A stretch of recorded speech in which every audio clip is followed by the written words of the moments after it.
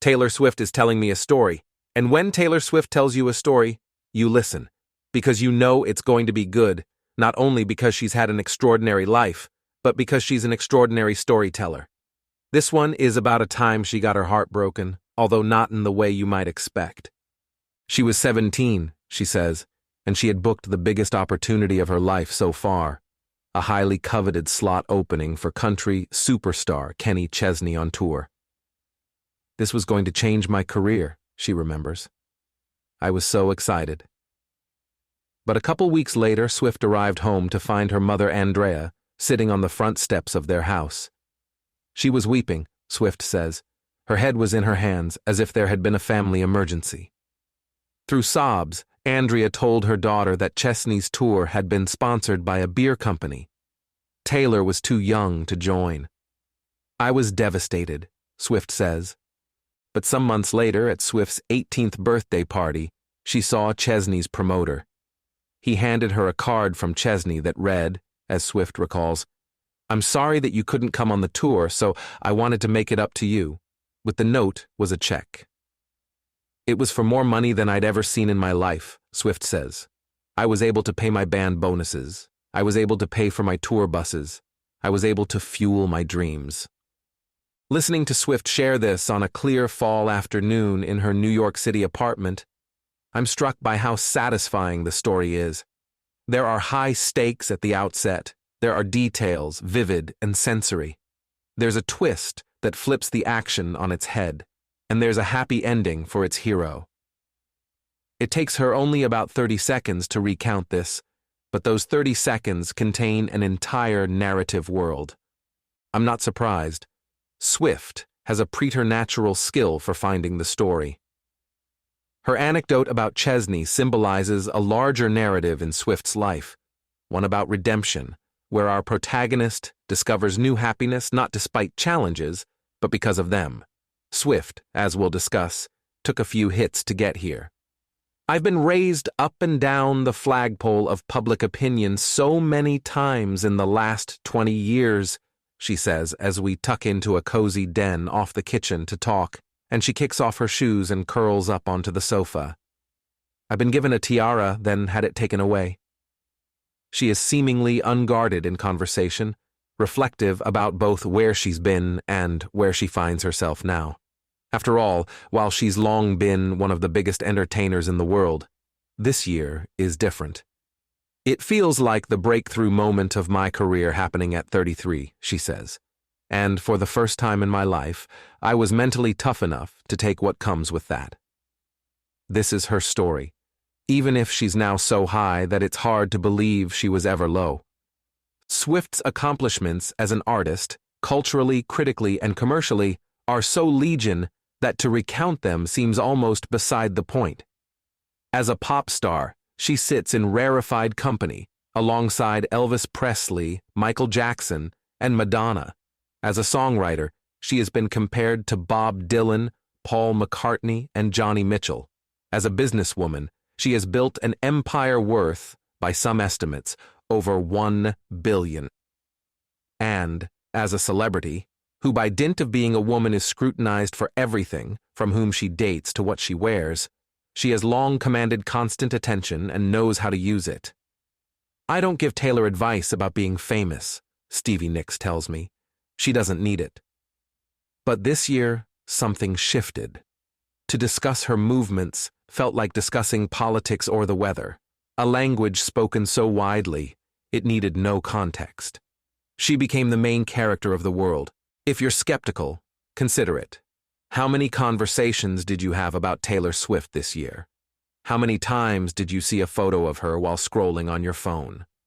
Were you one of the people who made a pilgrimage to a city where she played? Did you buy a ticket to her concert film? Did you double tap an Instagram post, or laugh at a tweet, or click on a headline about her? Did you find yourself humming Cruel Summer while waiting in line at the grocery store? Did a friend confess that they watched clips of the Eras Tour night after night on TikTok? Or did you? Her epic career retrospective tour recounting her artistic eras, which played 66 dates across the Americas this year, is projected to become the biggest of all time and the first to gross over $1 billion. Analysts talked about the Taylor effect, as politicians from Thailand, Hungary, and Chile implored her to play their countries. Cities, stadiums, and streets were renamed for her. Every time she came to a new place, a mini economic boom took place as hotels and restaurants saw a surge of visitors. In releasing her concert movie, Swift bypassed studios and streamers, instead forging an unusual pact with AMC, giving the theater chain its highest single-day ticket sales in history. There are at least 10 college classes devoted to her, including one at Harvard. The professor, Stephanie Burt, tells Time she plans to compare Swift's work to that of the poet William Wordsworth. Friendship bracelets traded by her fans at concerts became a hot accessory, with one line in a song causing as much as a 500% increase in sales at craft stores. When Swift started dating Travis Kelce, the Kansas City Chief, and two-time Super Bowl champion, his game saw a massive increase in viewership. Yes, she somehow made one of America's most popular things, football, even more popular. And then there's her critically hailed songbook, a catalog so beloved that as she re-releases it, she's often breaking chart records she herself set. She's the last monoculture left in our stratified world. It's hard to see history when you're in the middle of it. Harder still to distinguish Swift's impact on the culture from her celebrity, which emits so much light it can be blinding. But something unusual is happening with Swift, without a contemporary precedent. She deploys the most efficient medium of the day, the pop song, to tell her story.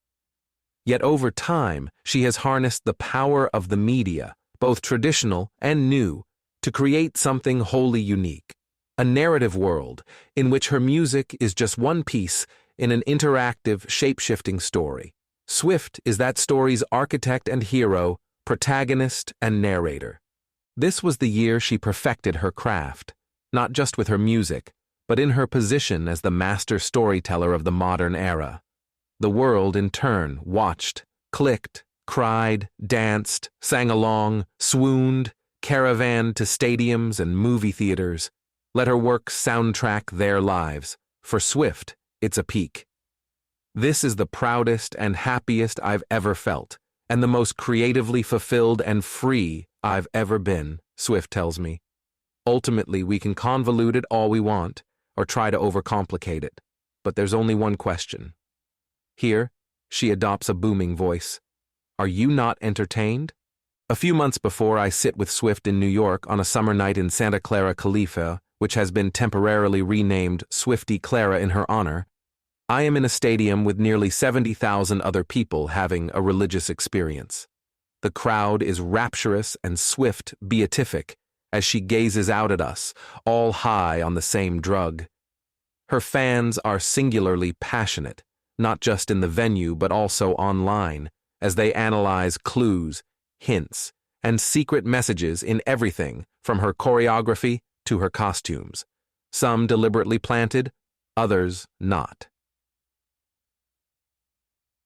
Taylor Swift fans are the modern-day equivalent of those cults who would consistently have inaccurate rapture predictions like once a month, as one viral tweet noted. Standing in the arena, it's not hard to understand why this is the biggest thing in the world. Beatlemania and Thriller have nothing on these shows, says Swift's friend and collaborator Phoebe Bridgers. Fans in Argentina pitched tents outside the venue for months to get prime spots, with some quitting their jobs to commit to fandom full-time. Across the U.S., others lined up for days, while those who didn't get in tailor-gated in nearby parking lots so they could pick up the sound. When tickets went on sale last year, Ticketmaster crashed. Although 4.1 million tickets were sold for the 2023 shows, including over 2 million on the first day, a new record, scalpers jacked up prices on the secondary market to more than $22,000. Multiple fans filed lawsuits. The Justice Department moved forward with an investigation. The Senate held a hearing. Given these stakes, Swift had to deliver. I knew this tour was harder than anything I'd ever done before by a long shot, Swift says. Each show spans over 180 minutes, including 40-plus songs from at least 9 albums. There are 16 costume changes, pyrotechnics, an optical illusion in which she appears to dive into the stage and swim, and not one, but 2 cottage core worlds, which feature an abundance of moss. In the past, Swift jokes she toured like a frat guy. This time, she began training 6 months ahead of the first show. Every day I would run on the treadmill singing the entire set list out loud, she said. Fast for fast songs and a jog or a fast walk for slow songs. Her gym, Dog Pound, created a program for her, incorporating strength, conditioning, and weights. Then I had 3 months of dance training because I wanted to get it in my bones, she says. I wanted to be so over-rehearsed that I could be silly with the fans and not lose my train of thought. She worked with choreographer Mandy Moore, recommended by her friend Emma Stone, who worked with Moore on La La Land. Since, as Swift says, learning choreography is not my strong suit, with the exception of Grammy night, which was hilarious, she says. She also stopped drinking. Doing that show with a hangover, she says ominously. I don't want to know that world. Swift's arrival in a city energized the local economy. When Arras kicked off in Glendale, Arez, she generated more revenue for its businesses than the 2023 Super Bowl, which was held in the same stadium. Fans flew across the country, stayed in hotels, ate meals out, and splurged on everything from sweatshirts to limited edition vinyl, with the average Eras attendee reportedly spending nearly $1,300. Swift sees the expense and effort incurred by fans as something she needs to repay. They had to work really hard to get the tickets, she says. I wanted to play a show that was longer than they ever thought it would be, because that makes me feel good leaving the stadium. The Taylor effect was noticed at the highest levels of government. When the Federal Reserve mentions you as the reason economic growth is up, that's a big deal, says Ed Tiriakian, a finance professor at Duke University. Carrying an economy on your back is a lot for one person. After she plays a run of shows, Swift takes a day to rest and recover.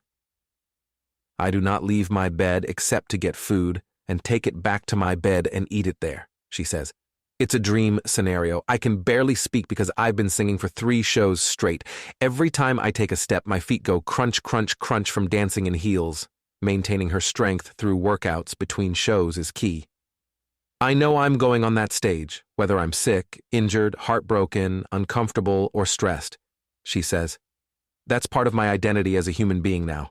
If someone buys a ticket to my show, I'm going to play it unless we have some sort of force majeure. A heat wave in Rio de Janeiro caused chaos during Swift's November run, as one fan, Ana Clara Benavides Machado, reportedly collapsed during the show and later died. Swift wrote on Instagram that she had a shattered heart. She rescheduled the next show because of unsafe conditions and spent time with Benavides Machado's family at her final tour date in Brazil. Swift told Time she started training 6 months in advance of the Eras tour, which kicked off in March courtesy Tass Rights Management. Swift is many things on stage, vulnerable and triumphant, playful and sad, but the intimacy of her songcraft is front and center. Her work as a songwriter is what speaks most clearly to me, says filmmaker Greta Gerwig, whose feminist Barbie was its own testament to the idea that women can be anything. To write music that is from the deepest part of herself and have it directly speak into the souls of other people. As Swift whips through the eras, she's not trying to update her old songs, whether the earnest romance of You Belong With Me or the millennial ennui of 22, so much as she is embracing them anew. She's modeling radical self-acceptance on the world's largest stage, giving the audience a space to revisit their own joy or pain, once dismissed or forgotten. I tell Swift that the show made me think of a meme that says, "Do not kill the part of you that is cringe. Kill the part of you that cringes." Yes, she exclaims, every part of you that you've ever been, Every phase you've ever gone through? Was you working it out in that moment with the information you had available to you at the time? There's a lot that I look back at like, wow, a couple years ago I might have cringed at this. You should celebrate who you are now, where you're going, and where you've been. Getting to this place of harmony with her past took work. There's a dramatic irony, she explains, to the success of the tour.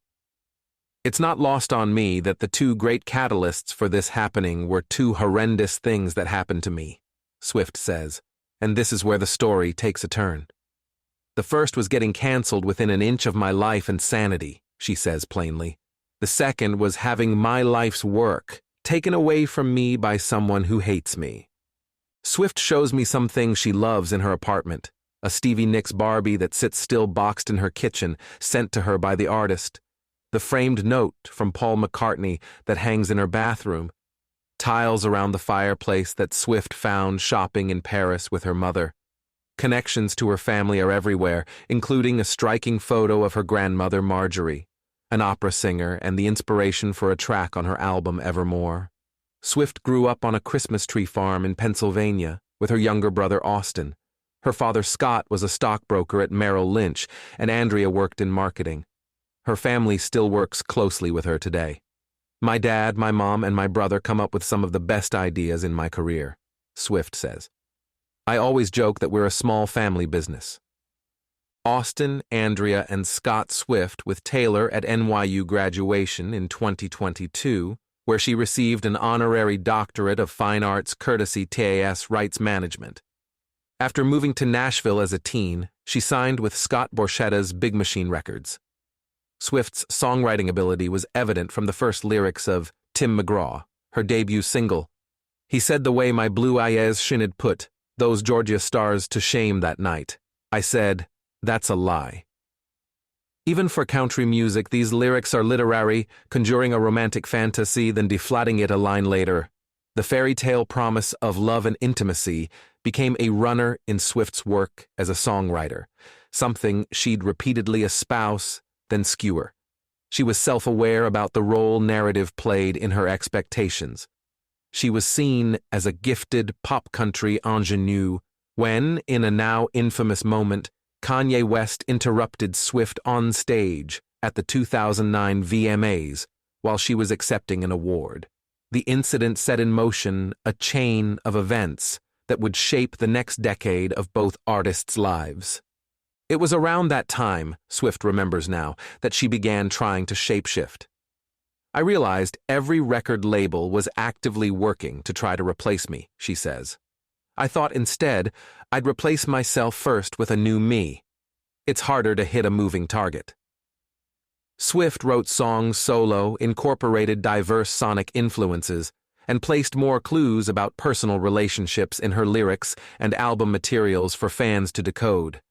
Her epic ballad All Too Well from 2012's Red epitomizes Swift's superpower as a songwriter, deploying tossed-off details like a forgotten scarf that comes back at the song's end to stab you in the heart.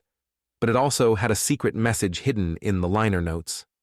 When an extended version of the song hit #1 last year upon its re-release, it wasn't only because the song is extraordinary, but because it has its own lore like Carly Simon's You're So Vain, if it came with an experiential puzzle for fans to solve. She's like a whole room of writers as one person with that voice and charisma, Bridgers says. She's everything at once. Swift knew she had to keep innovating.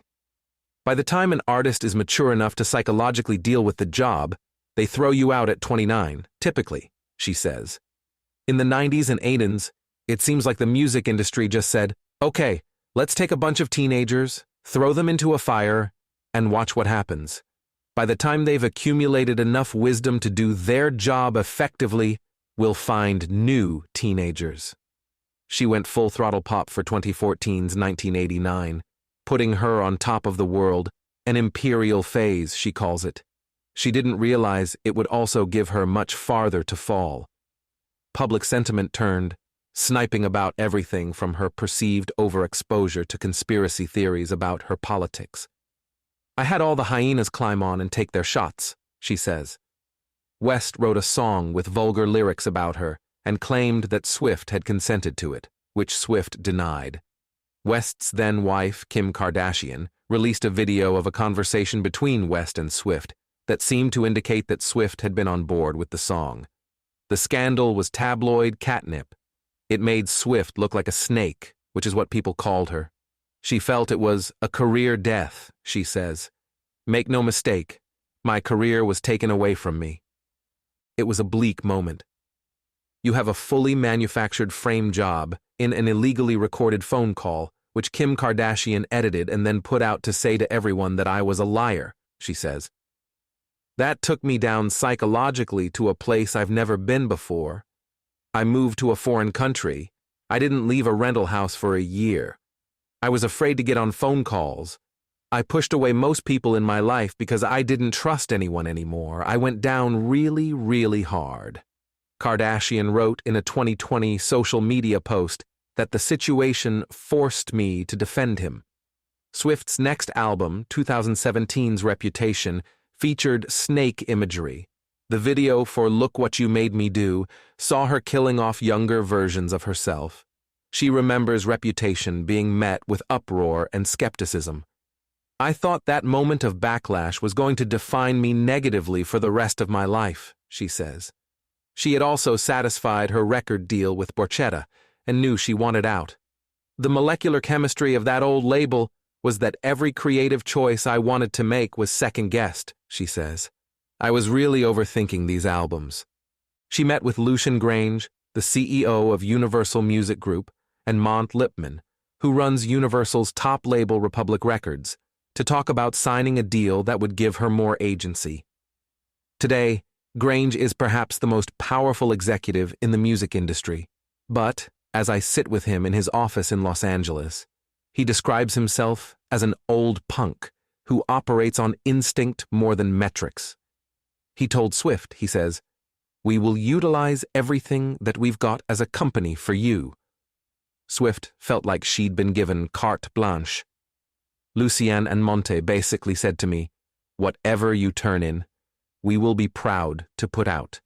We give you 100% creative freedom and trust." It was exactly what she needed to hear most when the chips were down. Yet the release of Swift's first album with Republic, 2019's Lover, coincided with the second big upheaval in her professional life.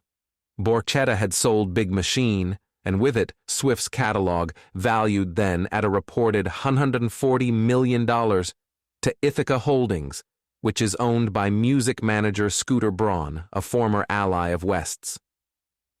With the Scooter thing, my masters were being sold to someone who actively wanted them for nefarious reasons, in my opinion, Swift says.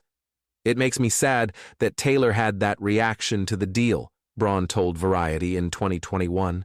The sale meant that the rights to Swift's first 6 albums moved to Braun, so whenever someone wanted to license one of those songs, he would be the one to profit. Swift rallied her fans against the deal, but still felt powerless. "I was so knocked on my ass by the sale of my music and to whom it was sold," she says. "I was like, oh, they got me beat now, this is it, I don't know what to do." She went back to work, using the pandemic lockdown to pare back her sound on critically acclaimed albums Folklore and Evermore. Around the same time, she started thinking about re-recording her old albums in an effort to wrest back control. "I'd run into Kelly Clarkson and she would go, 'Just redo it,'" Swift says. "My dad kept saying it to me too. I'd look at them and go, 'How can I possibly do that?' Nobody wants to redo their homework if on the way to school the wind blows your book report away." Since Swift wrote her own songs, she retained the musical composition copyright and could re-record them. She also negotiated to own the master rights for her material when she moved over to Republic in 2018, so she now owns her new material and the re-recorded songs. Major labels have since made it more difficult for artists to re-record their music. She began re-recording subtly different versions of her old albums, tagging them Taylor's version, and adding unreleased tracks to redirect listenership to them. She frames the strategy as a coping mechanism. "It's all in how you deal with loss," she says. I respond to extreme pain with defiance. Grange calls the re-recording project bizarrely brilliant and unique, something that only an artist at her level could pull off. It's got such a narrative, there's a reason for it. He shakes his head. Imagine Picasso painting something that he painted a few years ago, then recreating it with the colors of today. Part of the success story, Swift says, is the freedom she received from the label to follow her instincts. If you look at what I've put out since then, it's more albums in the last few years than I did in the first 15 years of my career, she says. That prolific output has fueled her ascension. She could serve 2 terms as President of the United States and then go to Las Vegas, Grange says. Who else can do that? In the grand narrative of Swift's life, as she rose this year, her foes' fortunes also seemed to turn. Over the summer, it was reported that several of Braun's key clients, chief among them Justin Bieber and Ariana Grande, were no longer being managed by his company, while West's anti-Semitic and other offensive remarks led to his losing key endorsement deals. Swift knows firsthand that fame is a seesaw. Nothing is permanent, she says, so I'm very careful to be grateful every second that I get to be doing this at this level, because I've had it taken away from me before. There is one thing I've learned.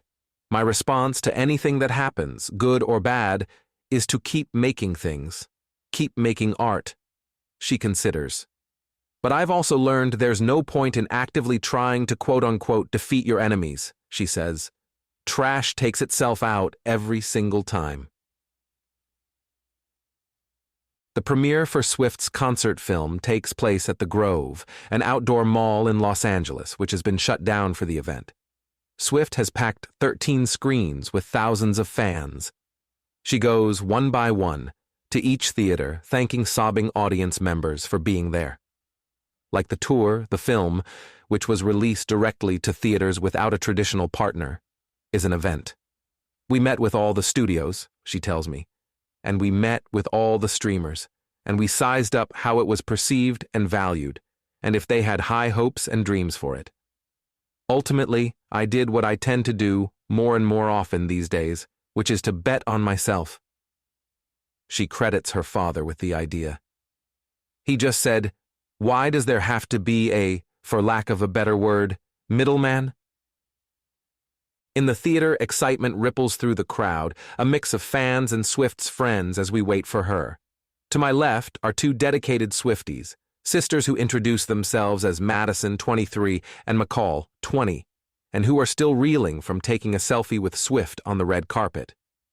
Their wrists are covered in friendship bracelets, some of which are deep cuts, such as "No, It's Becky," a reference to a beloved Tumblr meme, and "Bleach Ella Stan" for Swift's 2016 Platinum Blonde Bob, and Madison reveals a tattoo on her forearm that says Taylor's version. Both tell me their favorite album is Reputation. They are my favorite people I have ever met, and I want to talk to only them for the rest of my life. Madison admires Swift for her vulnerability, which is insane when she's under endless scrutiny, while McCall cites her consistency, which she calls a lost art form. When I ask how McCall feels about Swift's romantic life, she fields the question elegantly. It's a disservice to her to focus on that stuff, she says. She's so good at making her personal experience relate to millions of people. When I listen to her songs, I think about what I've been through, not what she's been through. Swift's private life has long served as both grist for the tabloid mill and inspiration for her own work. She split from her longtime boyfriend, actor Joe Alwyn, earlier this year. Most recently, she's been dating the NFL star Travis Kelce, as has been well documented when she attends his games. "I don't know how they know what suite I'm in," she says. "There's a camera like a half-mile away, and you don't know where it is, and you have no idea when the camera is putting you in the broadcast, so I don't know if I'm being shown 17 times or once." She is sensitive to the attention that's put on her when she shows up. "I'm just there to support Travis," she says. I have no awareness of if I'm being shown too much and pissing off a few dads, Brads, and Chads. I point out that it's a net positive for the NFL to have a few Swifties watching. Football is awesome, it turns out, Swift says playfully. I've been missing out my whole life. A game she attended in October was the most watched Sunday show since the Super Bowl. Given her complex history with public interest in her dating life, I say, it seems noteworthy that her relationship with Kelsey has played out so publicly. Swift gently pushes back. This all started when Travis very adorably put me on blast on his podcast, which I thought was metal as hell, she says.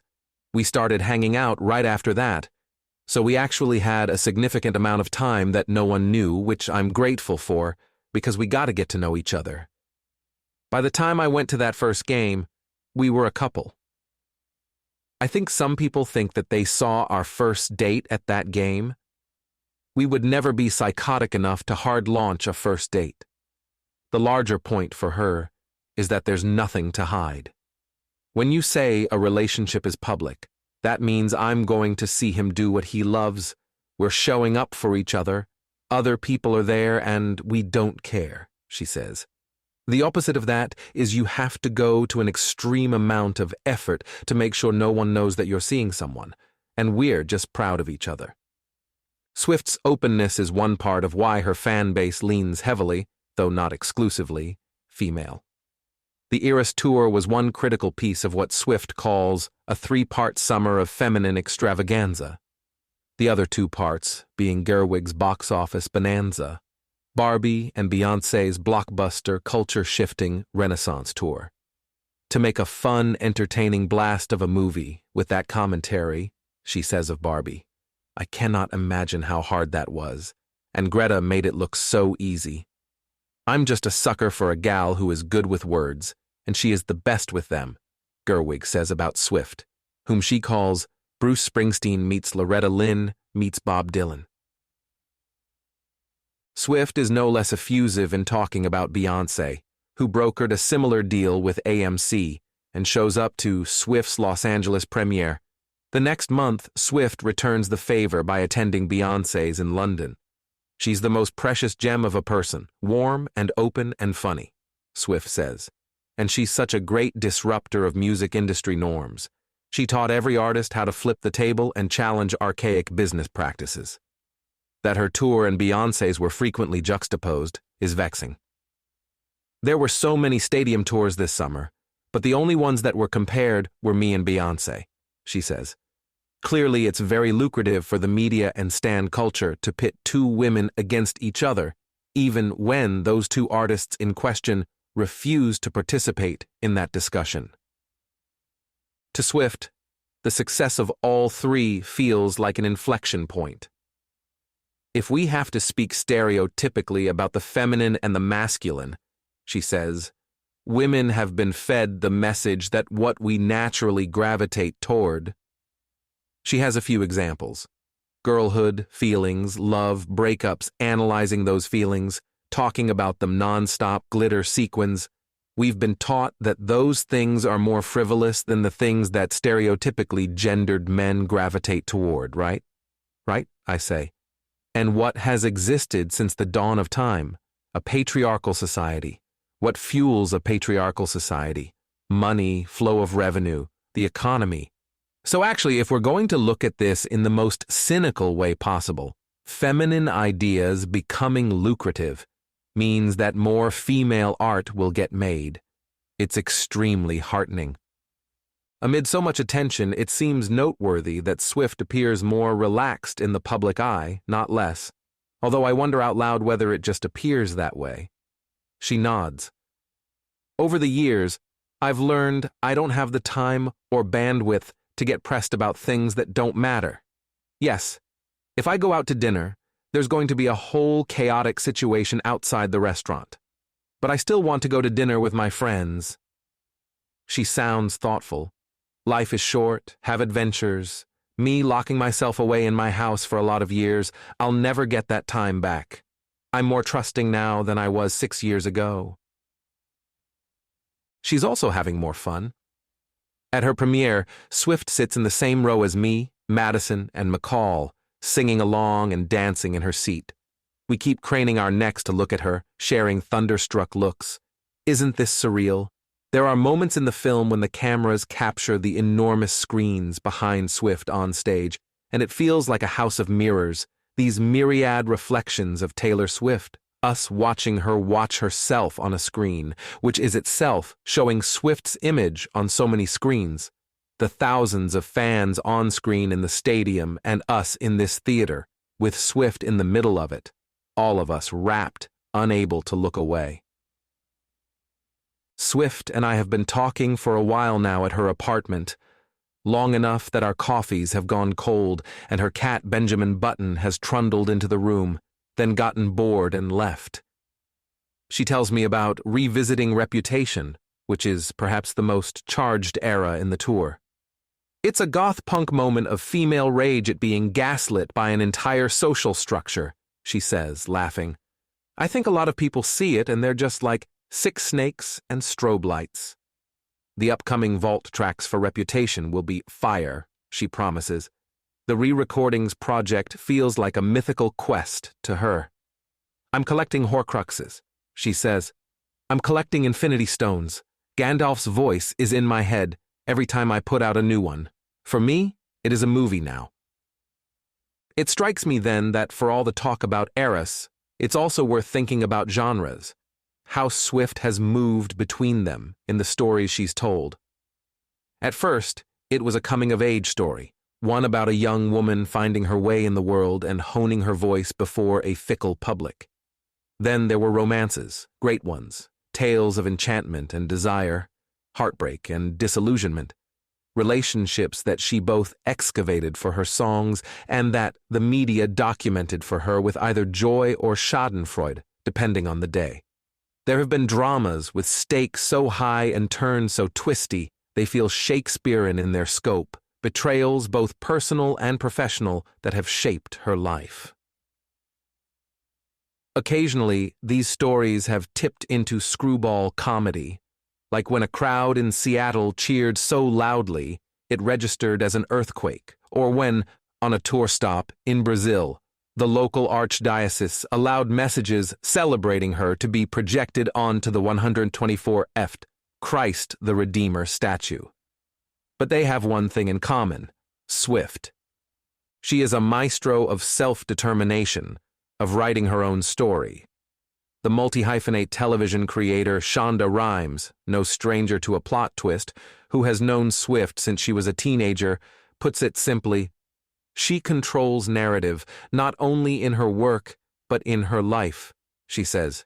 It used to feel like people were taking shots at her. Now it feels like she's providing the narrative, so there aren't any shots to be taken. Here, Swift has told me a story about redemption, about rising and falling only to rise again, a hero's journey.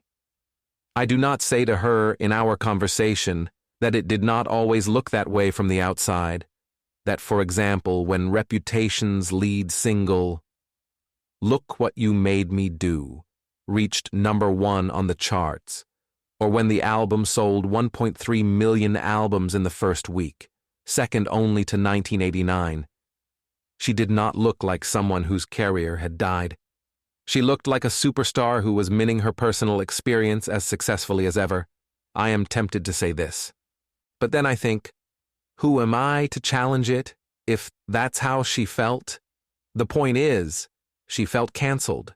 She felt as if her career had been taken from her. Something in her had been lost, and she was grieving it. Maybe this is the real Taylor Swift effect, that she gives people, many of them women, particularly girls, who have been conditioned to accept dismissal, gaslighting, and mistreatment from a society that treats their emotions as inconsequential, permission to believe that their interior lives matter, that for your heart to break, whether it's from being kicked off a tour or by the memory of a scarf still sitting in a drawer somewhere, or because somebody else controls your life's work, is a veiled wound, and no, you're not crazy for being upset about it or for wanting your story to be told. After all, not to be corny, Haven't we all become selective autobiographers in the digital age as we curate our lives for our own audiences of any size, cutting away from the raw fabric of our lived experience to reveal the shape of the story we most want to tell, whether it's on our own feeds or the world's stage? I can't blame her for being better at it than everyone else. It's also not like she hasn't admitted it. She sang it herself in her song Mastermind off last year's Midnights, in a bridge so feathery you could almost miss that it marks some of the rawest, most naked songwriting of her career. No one wanted to play with me as a little kid, so I've been scheming like a criminal ever since, to make them love me and make it seem effortless. This is the first time I've felt the need to confess, and I swear I'm only cryptic and Machiavellian because I care.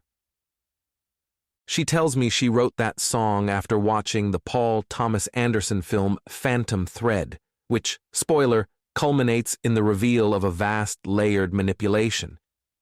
Remember that last scene? She says. I thought, wouldn't it be fun to have a lyric about being calculated? She pauses. It's something that's been thrown at me like a dagger, but now I take it as a compliment.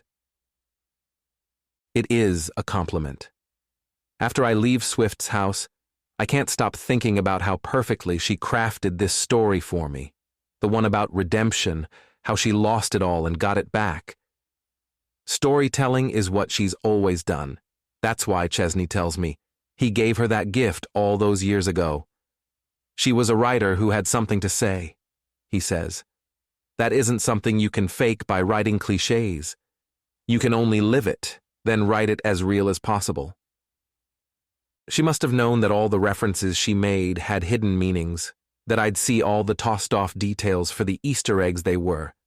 The way she told me that story about Chesney, she knew there was a lesson about the power of generosity and how a crushing defeat can give way to a great and surprising gift. The way she said, "Are you not entertained?" Surely we both knew it was a quote from Gladiator, a movie in which a hero falls from grace, is forced to perform blood sport for the pleasure of spectators, and emerges victorious, having survived humiliation and debasement to soar higher than ever. And the way before I left, she showed me the note from Paul McCartney hanging in her bathroom, which has a Beatles lyric written on it. And not just any Beatles lyric, but this one. Take these broken wings and learn to fly. With reporting by Leslie Dickstein and Megan McCluskey.